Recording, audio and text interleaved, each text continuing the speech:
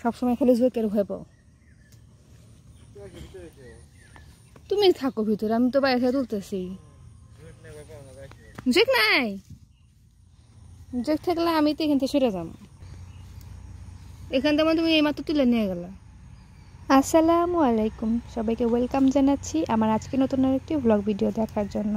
গত পর্বে আপনাদেরকে বলেছিলাম আমি কাল সকালবেলা যাব ঢেঁকি শাক তোলার জন্য, তো সেই ঢেঁকি শাক তোলার জন্য আজকে সকালবেলা চলে আসছি।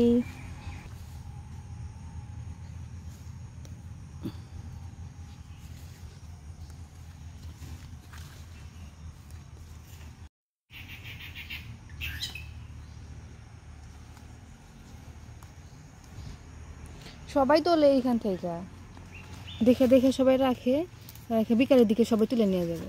দেখো বিকালে আর পাবো না, যেন সকালে আসলাম, নিয়ে ফ্রিজে রেখে দেবো নি, রাত্রে এসে ভর্তা করবে নি। অনেক আছে রে বাবা, শুধু খুঁজে বের করার দরকার।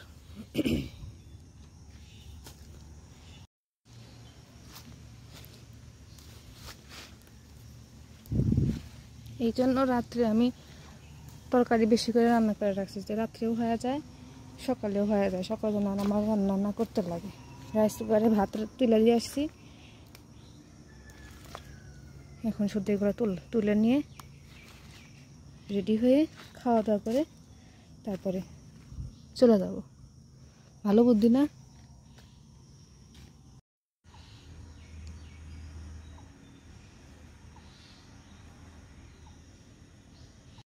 এখানে এই ঢেঁকি শাকের গাছের একেবারে হিড়িক পড়ে গেছে।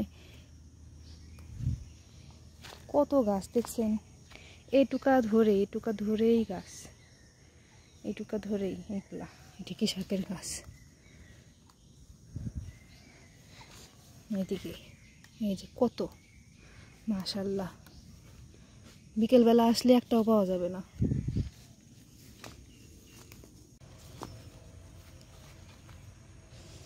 এখান থেকে আপনাদের ভাইয়া তুলে নিয়ে গেলে মাত্র, গাছগুলো সব হেলে গেছে না, দেখেই বোঝা যাচ্ছে যে মাত্র ও তুলে নিয়ে গেছে। তারপরে কয়েকটা আছে, সেগুলো আমি তুলে নিয়ে যাই। দুইজনের হাতে 2 মুঠ হইলেই আর তুলবো না, চলে যাব। দেখা যায় অনেক গাছ, কিন্তু সব গাছের ইয়েতে তো আর থাকে না। হ্যাঁ হয়ে গেছে, চলো। কোন দিকে? হ্যাঁ ওদিকে যাব, আমাদের ক্ষেতের ওইখানেও আছে, ওইখানে যাব। এই যে এখানে কয়েকটা কুশি আছে, এই কুশি করে তুলে নিয়ে যাই। আমার 1 মুঠ হয়েছে, এই যে আমার 1 মুঠ হয়েছে। আপনাদের ভাইয়ার হাতে দেখি কয় মুঠ হয়েছে। হইলে আমাদের যে জমি আছে, আমাদের জমিতে যাব, যাই তুলে নিয়ে আসবো। ছোটবেলায় এগুলো কত থাকতো, আর এখন এগুলো পাওয়া যায় না। দেখি তোমার হাতে কয়টা হয়েছে? আমার এই যে 1 মুঠ হয়েছে। তোমার তো 1 মুঠ হয়েছে, নাও নাও, হাতে নাও।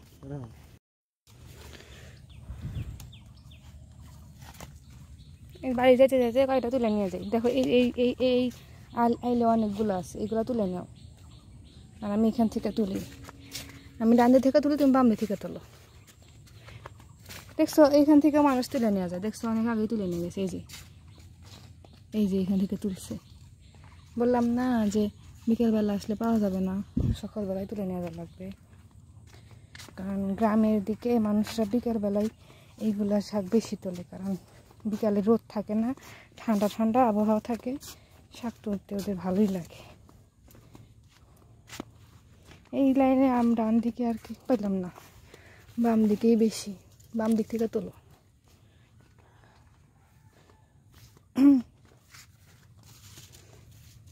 নাই এদিকে নাই,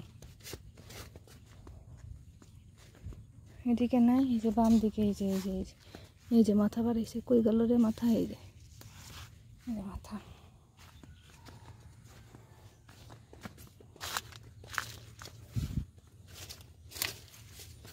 কি আছে? এই যে মাথা বেড়েছে, তোলো। এই যে এখানে এই যে একটা, কত জায়গায় থাকে। চলো আর না এখানে বাড়ি চলে আসছি এখন দরকার আসো বাইরে চলে যাই আবার কোন থেকে তোলে না হাতের মতো না এটা আবার তুলে নেবে দুইটা কই গেল এই জায়গায় তো অনেকগুলা অনেক নরম তো তুমি তাড়াতাড়ি তুলতে পারো এই যে একটা এই যে একটা এই যে একটা এই যে একটা ভিতরে আছে ও বাবা রেখে গেছি তো এরকম করে পাহারা দিতেছে তুমি কেমনে বুঝলা যেটা পাহারা দেয় মানে তুমি সবই বোঝো আমরা বাড়িতে ছিলাম না ওই যে রাইস কুকারে ভাত তুলে দিয়ে যে শাক তুলতে গেছিলাম না এনারা এই যে একজন উপরে একজন নিচে সিঁড়িতে দাঁড়ায় আছে বাহ এত পোষা বানাইছো মানুষের কবুতর কখনো এত পোষা হয় না ভালো হয়েছে চলে যাও এখন পায়খানা করে দিল চলে যাও এখন আমরা তো চলে আসছি যাও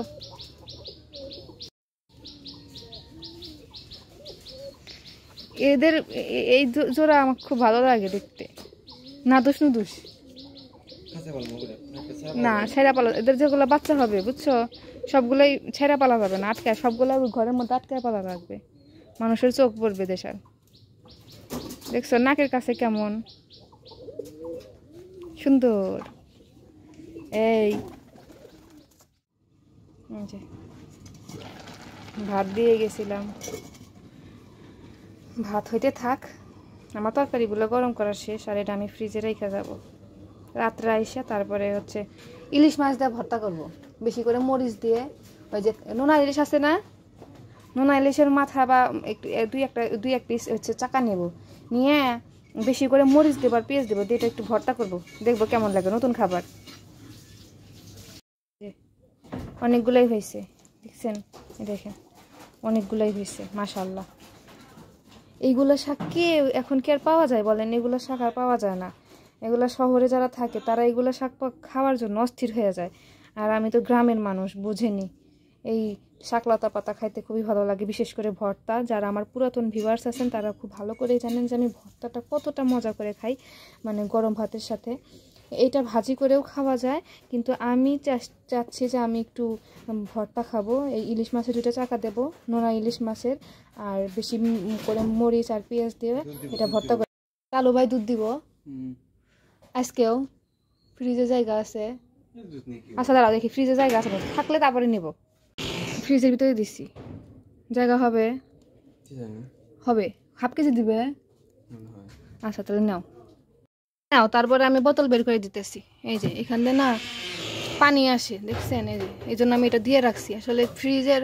এই যে ময়লা পানিটুকু সেই পানিটুকু কোন জায়গায় থাকে আমি বুঝতে পারতেছি না কিন্তু এইখানে আপনার হচ্ছে জমা হয় ফ্রিজটা পরিষ্কার করা লাগবে পরিষ্কার করবো হাতে একটু সময় নিয়ে তারপর পরিষ্কার করব আপনারা যদি জানেন যে এই ফ্রিজের পানি আসলে কোন জায়গায় জমা আমাকে একটু বললেন তো এখানে চুয়ে চুয়ে এসে এখানে ভর্তি হয়ে যায় প্রতিদিন এসে আমি এখানে ন্যাকড়াটা রাখি শুকনো কাপড়টা রাখি তখন এটা চিপচিপে হয়ে যায় তখন হচ্ছে আমি এটা চিপে রোদ্রে শুকাইতে দিই আর সারাদিনে আবার ওইখানে এসে পানিটা জমবে কেমন খারাপ লাগে বলেন তো আর ময়লা হয়ে গেছে অনেক ফ্রিজ আমি পরিষ্কার করব এই যে পলিথিন তুলে নিচ্ছি এটা ফ্রিজে রেখে দেবো আর আমাদের রোজ দুধ দেয় না যখন তাদের বিক্রি করার পরে একটু বাড়তি হয় বা খাবার পরে একটু বাড়তি মনে হয় তখন আমাদেরকে হাফ কেজি করে ওনারা গরুর দুধ দেয় তো সেইটা আমি দুইটা বোতলে এক পর দুইটা বোতলে রাখছি যাতে বের করে খাইতে সুবিধা হয় বড় বড় বোতলে রাখলে সেটা গলাইতে অনেক সমস্যার মধ্যে পড়তে হয় এখন আমি যাবো ফ্রিজে যাইয়া এগুলো রেখে দেবো এই যে তুলসি ফ্রিজকে ডিপে এগুলো সরাইয়া ফ্রিজটা পরিষ্কার করা লাগবে ফ্রিজটা আনার পর থেকে আর কোনো পরিষ্কার করা হয়নি কারণ ফ্রিজ ভর্তি জিনিস ছিল খায়ে খেয়ে অর্ধেক বানায় ফেলাইছি এখনও অনেক কিছু আছে এগুলো খাইয়ে শেষ করে তারপরে ফ্রিজটা পরিষ্কার করব কিন্তু ভাবলাম যে না পরিষ্কার করেই ফেলবো হাতে একদিন বেশি সময় নিয়ে তারপরে পরিষ্কার করব ফ্রিজে নোনা ইলিশ দেখতে পাচ্ছেন এটা এদিকে হচ্ছে কবুতরের ডিম আপনাদের ভাইয়া কবুতরের ডিম সিদ্ধ খাবে রাতে এসে কবুতরের ডিম সিদ্ধ করে দেবো আর এটা হচ্ছে এইটা দুইটা চাকা দিয়ে এই শাক কয়টা হচ্ছে আপনার ইয়া করবো ভর্তা করব আমার জন্য, আর আপনাদের ভাইয়ের জন্য দুটো ডিম সিদ্ধ করে দেব।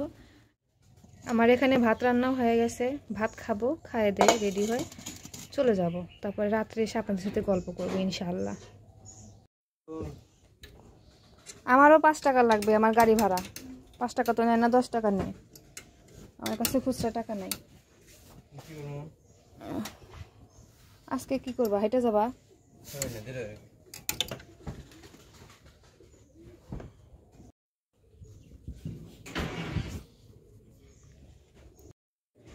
এই গরমে তোমার গরম লাগে, আমার এত শীত লাগে, প্রতিদিন কম্বল না হলে হয় না। সব গুছায় না ভাস।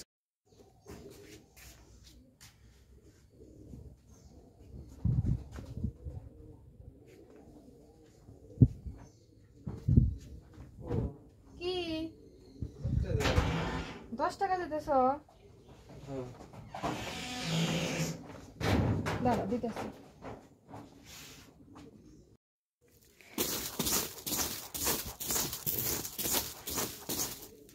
এখন ঘড়িতে 8:30 বাজে, আমার হাতে এখনো 30 মিনিট সময় আছে।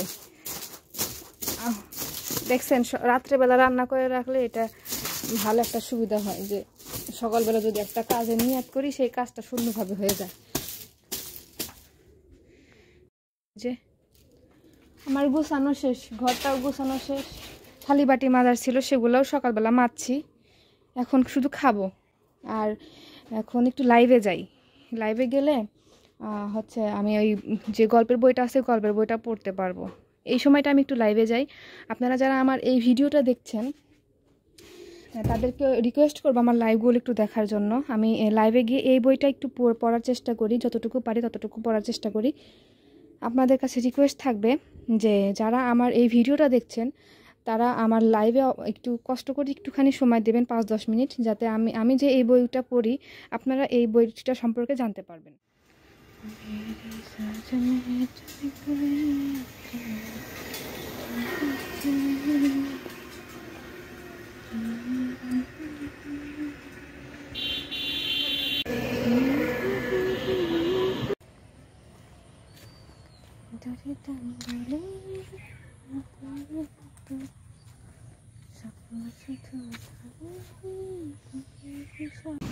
গুনগুন করে গান গাইতে গাইতে অফিস থেকে বাড়ি চলে এসেছি। আর বাড়ি আসার পরেই বৃষ্টি নামা শুরু হয়ে গিয়েছে। এই বৃষ্টি একটা ঠান্ডা গরম বৃষ্টি পড়ব, বৃষ্টি পড়ে তো জোরে।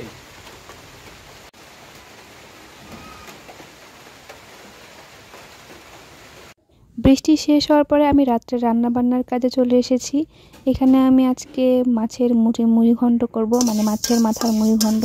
এই জন্য এখানে সোনামুখের ডাল নিয়েছি। এই ডালটাকে আমি একটু তেলে ভেজে নিয়েছি, তারপর এটাকে সিদ্ধ করে নেব এবং এটাকে মাংস যেরকম করে রান্না করে ঠিক ওই রকম করে রান্না করব, সমস্ত রকমের মশলা দিয়ে। যেমন ধরেন কাঁচামরিচ এবং পেঁয়াজ তেলে ভেজে নিয়ে তার মধ্যে শুকনো মরিচ, দারচিনি, এলাচ, তেজপাতা দেব এবং গরম মশলা যে আছে সেটা দেব। আরেকটাও টমেটো দিয়েছি, সিদ্ধ টমেটো, সেই টমেটো দিয়ে কষিয়ে নিয়ে তারপরে ডাল, সিদ্ধ করা ডাল ছিল সেটাকে দিয়ে আবারও কষিয়ে নিয়ে তারপরে আমি মাছের যে মাথা আছে সেই মাথাগুলো ভেঙে রেখেছিলাম সেগুলো দিয়ে দিয়েছি। তো সেটা রান্না হওয়ার পরে এখন আমি আমার কাঙ্ক্ষিত সেই ঢেঁকি শাকের ভর্তাটা করব। রেসিপিটা আগেই বলে দিয়েছি, এই জন্য এখন আর বললাম না। এখন এই যে এখানে যা যা আমি ভেজে রেখেছিলাম সব কিছু দিয়ে এই বাটনাতে পিষে নেব।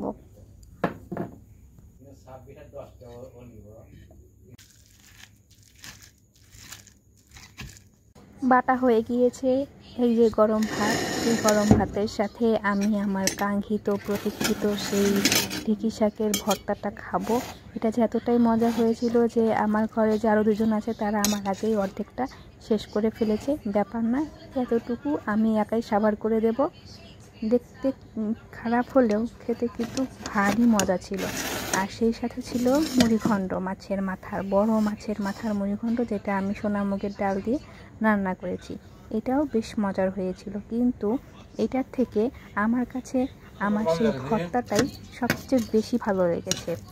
ভর্তা ভর্তাটার মজা লাগার পেছনের কারণ হচ্ছে এখানে খুবই বেশি পরিমাণে কাঁচামরিচ দিতে হবে, কারণ ঢেঁকি শাকের আলাদা একটা গন্ধ থাকে। এই গন্ধটা মারার জন্য আপনাদেরকে ব্যবহার করতে হবে অবশ্যই অতিরিক্ত কাঁচামরিচ। যে পরিমাণ ঝাল খাবেন তার থেকে দ্বিগুণ কাঁচামরিচ দিতে হবে ঝালের জন্য, এবং সেই সাথে ইলিশ মাছটা ব্যবহার করতে হবে। তাহলেই এই ঢেঁকি শাকের গন্ধটা দূর হয়ে যাবে এবং ভর্তাটা খেতে অনেক মজা লাগবে।